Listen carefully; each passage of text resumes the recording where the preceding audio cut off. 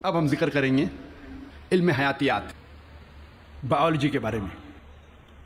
قرآن مجید میں اللہ تعالیٰ فرماتے ہیں سورہ انبیاء میں سورہ نمبر 21 آیت نمبر 30، جس آیت کی تلاوت کی میں نے تقریر کے پہلے، اس کے آخری بھاگ میں اللہ تعالیٰ فرماتے ہیں وَجَعَلْنَا مِنَ الْمَاءِ كُلَّ شَيْءٍ ہے افلا یؤمنون، ہم نے ہر جاندار چیز کو پانی سے بنایا۔ آپ سوچ سکتے ہیں 1400 سال پہلے ریگستان میں جہاں پانی کی قلت تھی، وہاں قرآن مجید میں لکھا ہے ہر جاندار چیز ہم نے پانی سے بنائی۔ کون اسے مان سکتا تھا اس وقت؟ آج جب سائنس ترقی کرنے کے بعد ہمیں پتہ چلتا ہے کہ ہر جاندار چیز میں سیل ہے، اس کا بیسک پارٹ ہے سائٹوپلازم، جس میں 80% پانی ہے، اور ہر لیونگ آرگینزم میں 50 سے 90% پانی ہے، اور ہر جاندار چیز کو جینے کے لیے پانی کی ضرورت ہے۔ قرآن مجید میں لکھا ہے سورہ نور میں سورہ نمبر 24 آیت نمبر 45 میں ہم نے ہر جانور کو پانی سے بنایا۔ قرآن مجید میں لکھا ہے سورہ فرقان میں سورہ نمبر 25 آیت نمبر 54 میں ہم نے ہر انسان کو پانی سے بنایا ہے۔ اب ہم ذکر کریں گے علم نباتات کا۔ نباتات کے معنی ہے باٹنی۔ ہمیں پہلے یہ نہیں پتا تھا کہ پیڑ پودے میں بھی جنس ہے، مؤنث اور مذکر۔ یہ حال ہی میں جب سائنس ترقی کا پتا چلا کہ پیڑ پودے میں بھی مذکر اور مؤنث ہے، جنس ہے۔ قرآن مجید میں اس کا ذکر ہے سورہ طٰہٰ میں سورہ نمبر 20 آیت نمبر 53 میں، آیت نمبر 53 میں اللہ سبحانہ و تعالیٰ آسمان سے پانی برساتا ہے اور اس کے ذریعے پیڑ اور پودے جوڑوں میں پیدا کرتا ہے، مؤنث اور مذکر۔ اللہ تعالیٰ فرماتے ہیں سورہ رعد میں سورہ نمبر 13 آیت نمبر 3 میں کہ ہر پھل ہم نے بنایا جوڑے میں، 2 اور 2۔ آپ سوچ سکتے ہیں 1400 سال پہلے جو ہم نے حال ہی میں جانا کہ پیڑ پودے میں بھی جنس ہے، مؤنث اور مذکر۔ اللہ تعالیٰ فرماتے ہیں سورہ ذاریات میں سورہ نمبر 51 آیت نمبر 49 ہم نے ہر چیز جوڑے میں بنائی۔ تو جاندار ہے یا جاندار نہیں ہے، ہر چیز ہم نے جوڑے میں بنائی۔ مثال کے طور پہ الیکٹریسٹی ہے، فینومینا آف الیکٹریسٹی، اس میں بھی جوڑے ہیں، positive and negative, electrons and protons. Quran Majeed میں اللہ تعالیٰ فرماتے ہیں سورہ یاسین میں سورہ نمبر 36 آیت نمبر 36 میں ہر چیز جو زمین سے پیدا ہوتی ہے، ہر انسان کو ہم نے جوڑے میں بنایا ہے، اور جو چیز انسان جانتے ہیں اور نہیں جانتے ہیں اس کو بھی ہم نے جوڑے میں بنایا ہے۔ اللہ تعالیٰ فرماتے ہیں کہ اللہ تعالیٰ نے سب چیز جوڑے میں بنائی۔ اب ہم ذکر کریں گے علم حیوانات کا، زوالوجی، علم حیوانات، زوالوجی۔ اللہ تعالیٰ فرماتے ہیں قرآن مجید میں سورہ انعام میں سورہ نمبر 6 آیت نمبر 38 میں ہر جانور جو زمین پہ چلتا ہے، ہر پرندہ جو آسمان میں اڑتا ہے، ہم نے انہیں انسان جیسے گروہوں میں رہنا سکھایا ہے۔ We have made them to live in communities like the human beings, the animals and the birds۔ اور آج سائنس تسلیم کرتا ہے کہ جانور اور پرندے بھی انسان جیسے گروہوں میں رہتے ہیں، they live in communities۔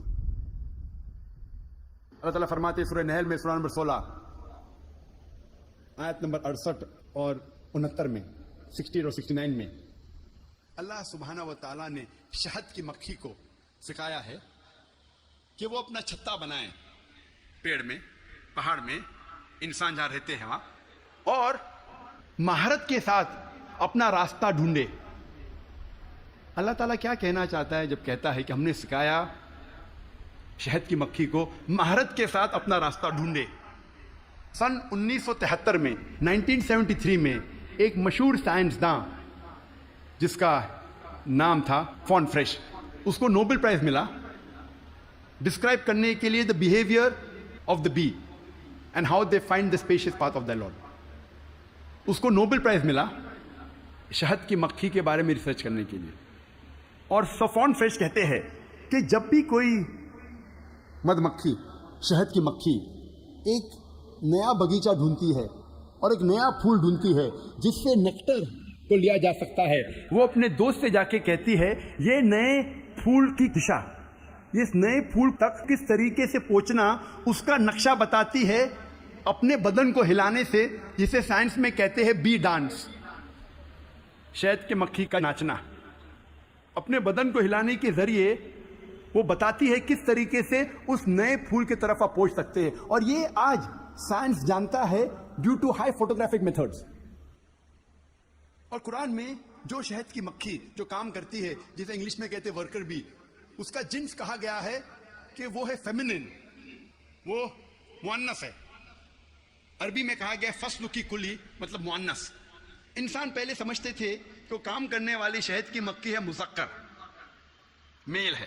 اسی لیے شیکسپیئر اپنی کتاب میں لکھتا ہے ہنری IV میں کہ سولجر بیز، مرد شہد کی مکھی آپس میں بات کرتے ہیں اور رپورٹ کرتے ہیں راجا کے پاس.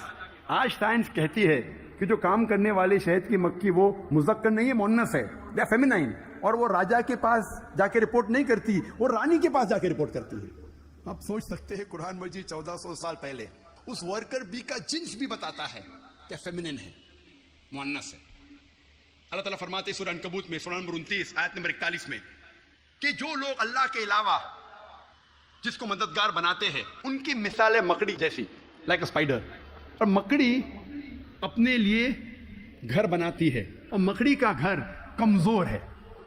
قرآن مجید میں یہ کہنے کے علاوہ کہ جو لوگ اللہ کے علاوہ کسی کو مددگار بناتے ہیں وہ اپنا گھر جیسا چالا جیسا گھر بناتے ہیں جو کمزور ہے، نازک ہے.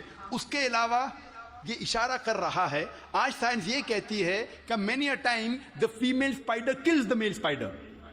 مکڑی مکڑے کا قتل کرتی ہے. آج سائنس یہ کہتی ہے کہ بتانے کے علاوہ کہ جو جال مکڑی کا کمزور ہے، یہ بھی بتاتی ہے کہ فیملی ریلیشن شپ، گھر میں کیسا برتاؤ ہے. مکڑی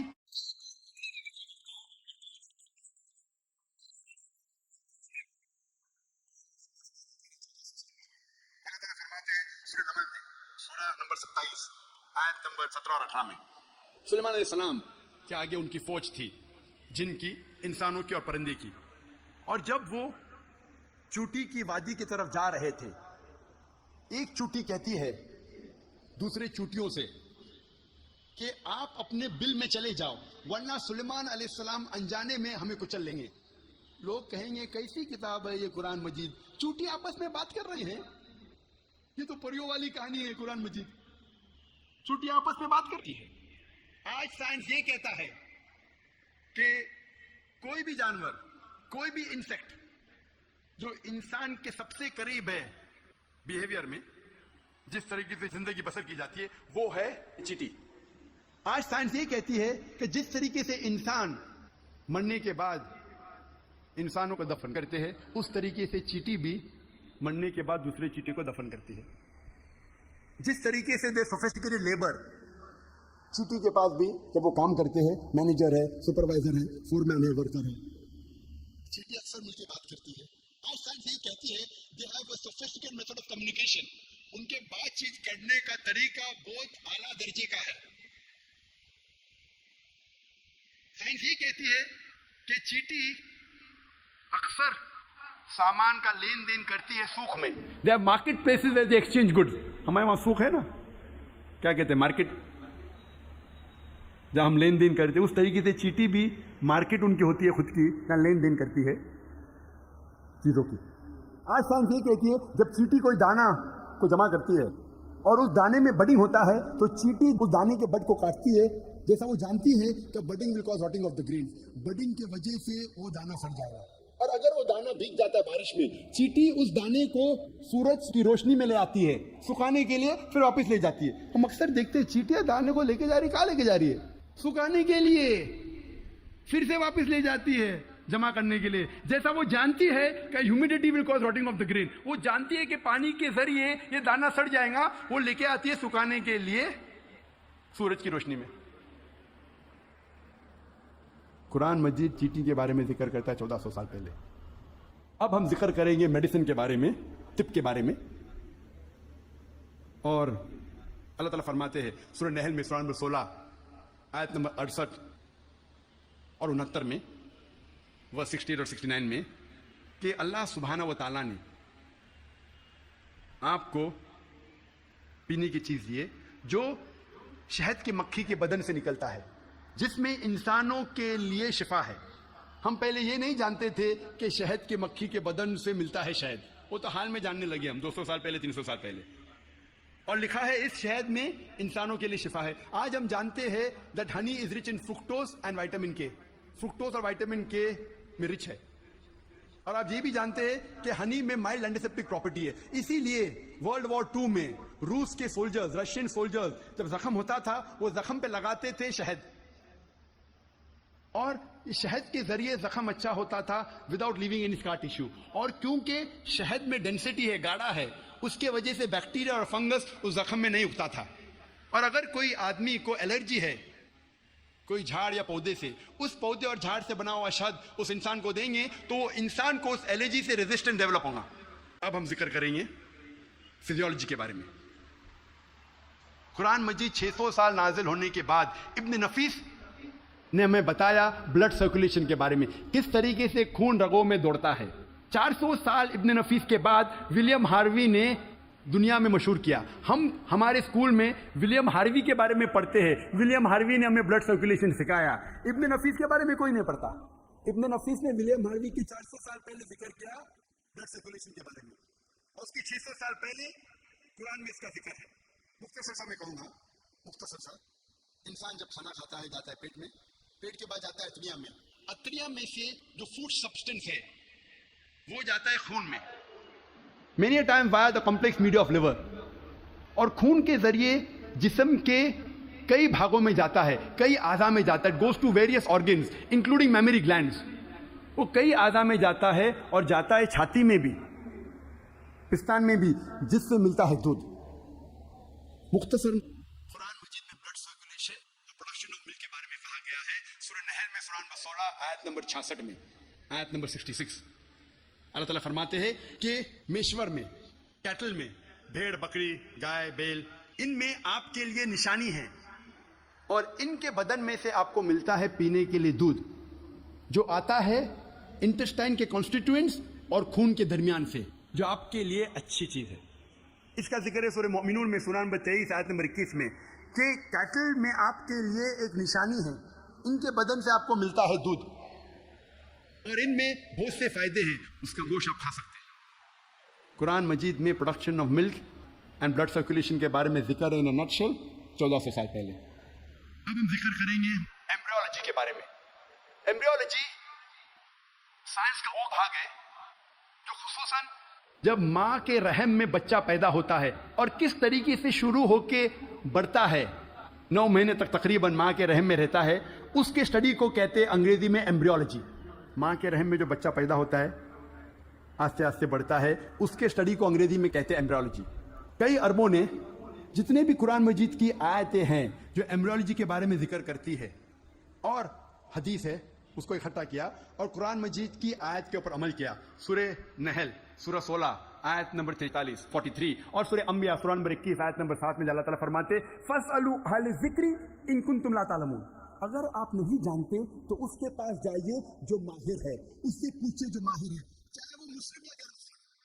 اگر آپ نہیں جانتے تو اس سے پوچھے قرآن کے بارے میں جو اس فن کا ماہر ہے. تو کئی اربوں نے ساری آیتیں اور حدیث سے جو ایمبریولوجی کے بارے میں ذکر کرتے ہیں اور لے گئے تقریباً 30 سال پہلے, 1980 کے پہلے, ان 1970s 30-40 سال پہلے, اور لے گئے پروفیسر کیتھ مور کے پاس. وہ مسلمان نہیں تھا. پروفیسر کیتھ مور اس وقت سارے دنیا کا سب سے بہترین ماہر تھا ایمبریولوجی میں. وہ ڈپارٹمنٹ آف ایناٹومی کا ہیڈ تھا in university of Toronto Canada میں. پروفیسر کیتھ مور کو ساری آیتوں اور حدیث کا ترجمہ پیش کیے اور کہا اس کے بارے میں آپ کو کیا کہنا ہے. تو پروفیسر کیتھ مور نے کہا کہ اکثر جو قرآن مجید اور حدیث میں ایمبریولوجی کے بارے میں لکھا ہے وہ 100% صحیح ہے, لیکن کچھ آیتوں کے بارے میں نہیں کہہ سکتا ہوں کہ صحیح ہے. میں یہ بھی نہیں کہہ سکتا ہوں کہ غلط ہے کیونکہ میں خود بھی نہیں جانتا ہوں. اور 2 ایسے آیت تھے جو پہلے 2 آیت جو نازل کی گئے تھے, سورہ اقرا سورہ علق سورہ نمبر 96 آیت نمبر 1 اور 2. اللہ تعالیٰ فرماتے اقرا بسم ربک الذی خلق خلق الانسان من علق.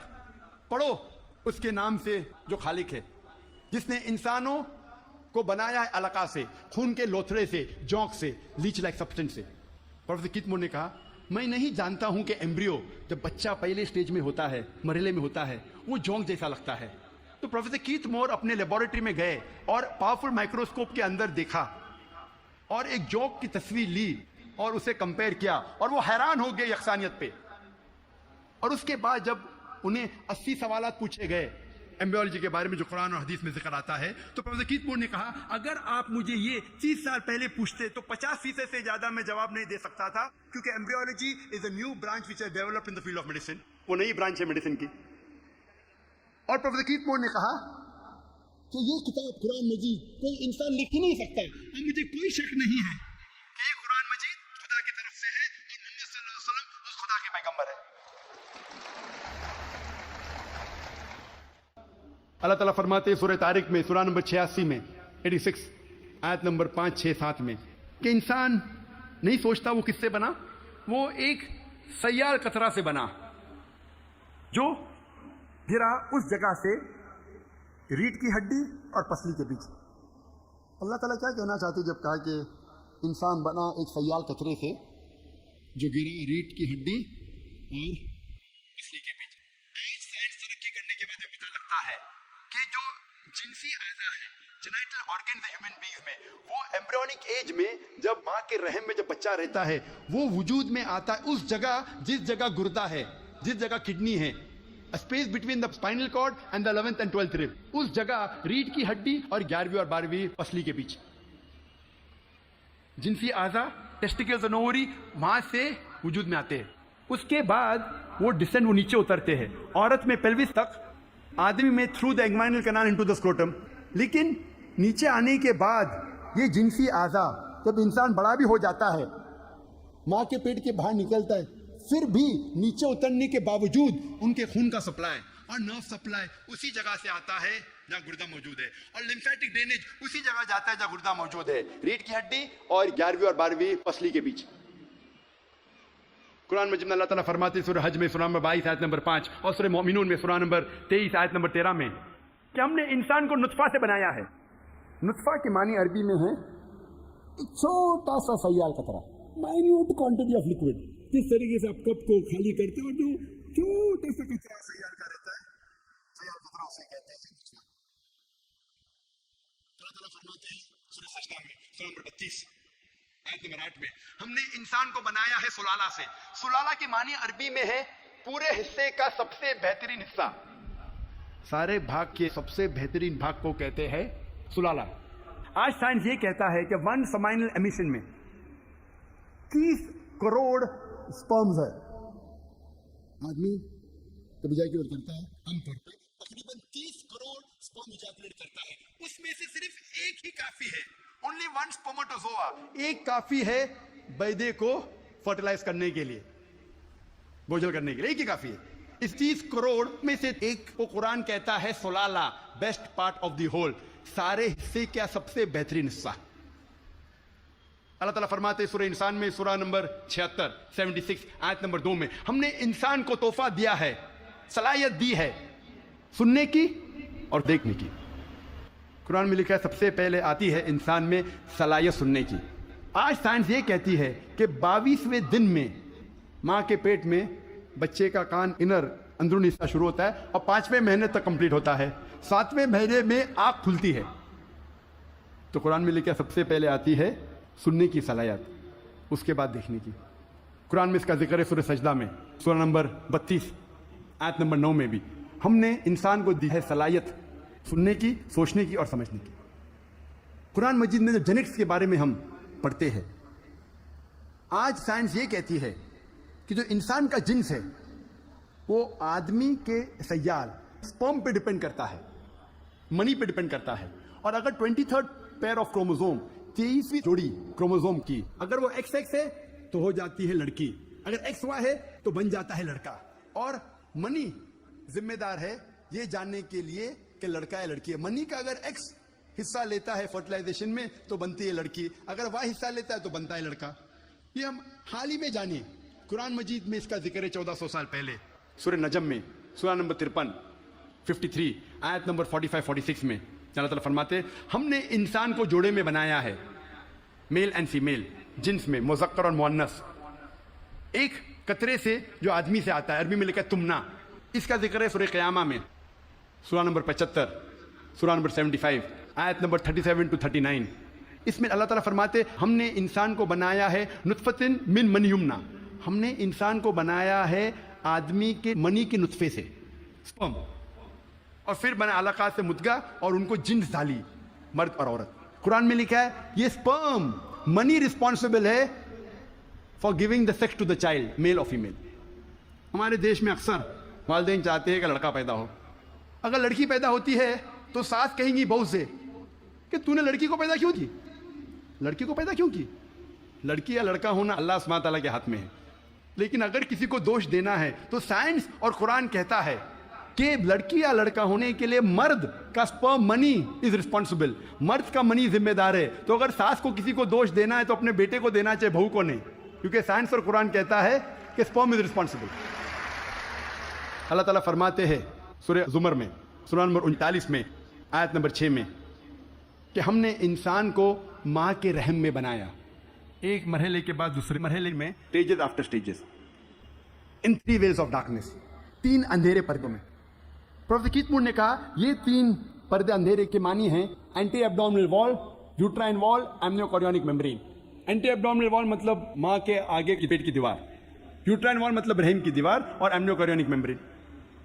قرآن مجید میں ایمبریولوجیکل سٹیجز، کس طریقے سے بچہ آہستہ آہستہ بڑھتا ہے، ماں کے رحم میں پلتا ہے اور بڑا ہوتا ہے، اس کا تفصیل سے ذکر کیا گیا قرآن مجید میں.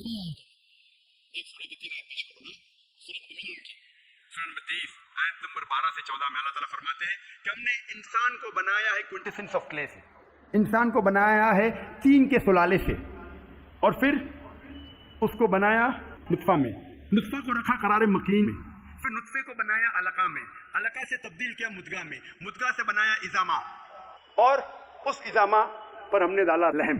اور اللہ سبحانہ و تعالیٰ نے اس کے بعد ایک نئی جاندار چیز بنائی. مختصر سمجھ کا ذکر کروں گا. اللہ تعالیٰ فرماتے ہم نے انسان کو طین کے سلالہ سے بنایا، نطفہ میں نے کہا مائنر کوانٹٹی آف لکوڈ سیال کی طرح،